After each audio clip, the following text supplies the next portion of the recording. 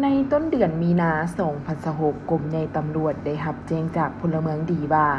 มีกลุ่มคนต่างประเทศเข้ามาพักเซาอยู่เขงหัวพัน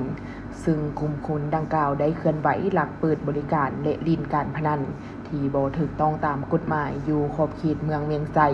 เมืองเอดและเมืองสุกเบาหลังจากนั้นกรมใหญ่ตำรวจจึงได้รายงานขอทิศสีนำจากคันถึงและมอบให้กลุ่มตำรวจสืบสวนสอบสวนสมทบกับกองบัญชาการป้องกันความสงบเขตหัวพัน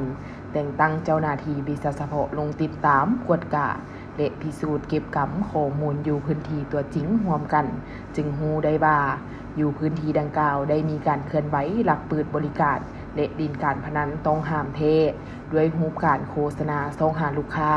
และถ่ายทอดสดให้บริการลูกค้าผ่านสื่อสังคมออนไลน์เป็นต้น Facebook Page เว็บพนันหรือลิงก์ที่พวกเขาได้สร้างขึ้นซึ่งเป็นการละเมิดกฎหมายสาธารณรัฐประชาธิปไตยประชาชนลาวเป็นอาชญากรรมข้ามชาติและสร้างความบ่สงบในสังคมมาฮอดวันที่26มีนาคม2026ด้วยความเป็นเจ้าการของกองบัญชาการป้องกันความสงบเขงหัวพันร่วมกับเจ้าหน้าที่กรมตำรวจสืบสวนสอบสวนได้แบ่งกำลังออกเป็น3จุลงแก้ไขอยู่ใน3จุดพร้อมกันสามารถกักตัวเป้าหมายได้ทั้งหมดจำนวน231คนหญิง15คนในนั้นมีคนสัญชาติเวียดนาม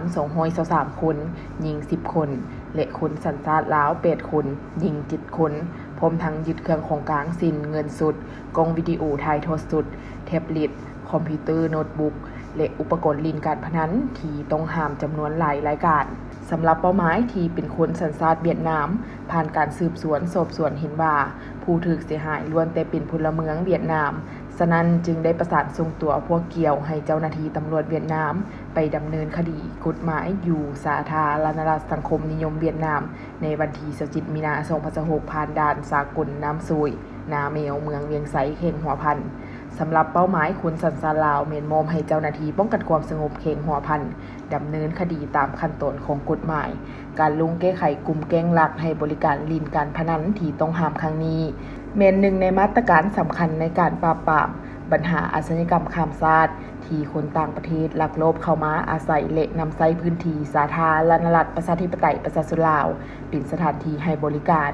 การดำเนินการนี้เป็นการสกัดกั้นปราบปรามจัดระเบียบสังคมให้มีความสงบและเป็นระเบียบเรียบร้อย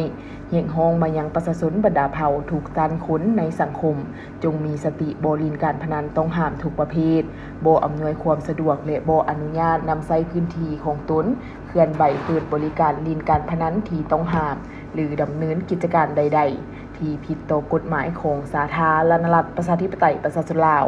พร้อมทั้งช่วยเป็นหูเป็นตาถ้าหากพบเห็นปัญหาก่อความบ่สงบและปรากฏการณ์ย่อท้อต่างๆให้รายงานเจ้าหน้าที่เพื่อดำเนินการแก้ไขโดยไว